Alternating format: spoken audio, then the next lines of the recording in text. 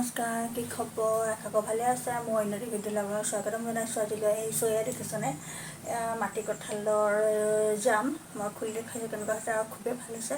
আৰু এনেকৈ বনাই খাই চাবচোন বাৰু।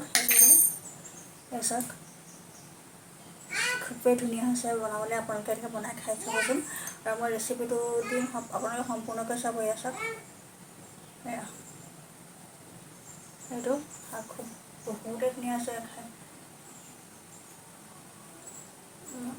খাবলৈ যে বহুতে সোৱাদ হৈছে, আৰু এনেকৈ বনাই খাই চাবচোন।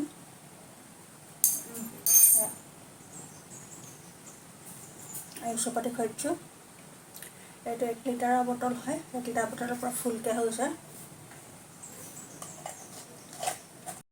মাটি কঁঠালটো মই বটি দি কাটিছোঁ। আপোনালোকে বাৰু বটি দি বস্তু কাটি পাইছেনে? মই হ'লে কাটি বহুত ভাল পাওঁ।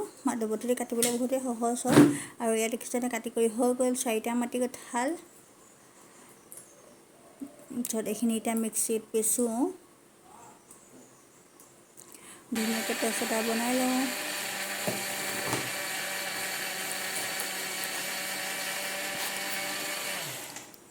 আৰু এইখিনি গোটেইখিনি পিচি ল'লোঁ।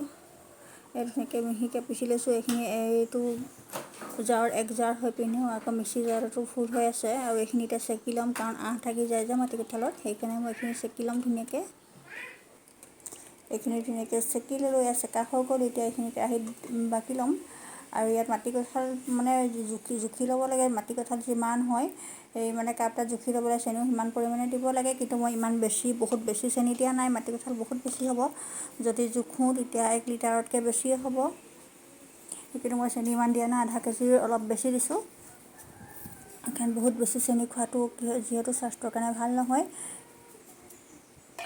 কিন্তু চেনি কমকৈ দিছোঁ যদিও মাটি কঁঠালটো যে ইমানেই মিঠা নহয়, সেইটো কাৰণে চেনি কমকৈ দিছোঁ যদিও মাটি কঁঠাল বহুত ধুনীয়া মিঠা হৈছে।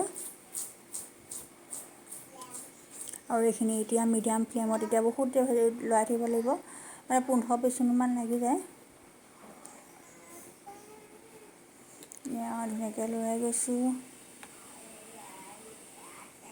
আৰু আমনি লাগি যায় এনেকৈ গৰম দিনত যে বৰ অশান্তি লাগে গেছৰ ওচৰত ৰখি থাকিবলৈ। তাৰপিছত এইখিনি এতিয়া হয় মানে যেতিয়ালৈকে মানে নহয় তেতিয়ালৈকে লৰাই থাকিব লাগিব। ফেন ওলাইছে দেখিছেনে বাৰু?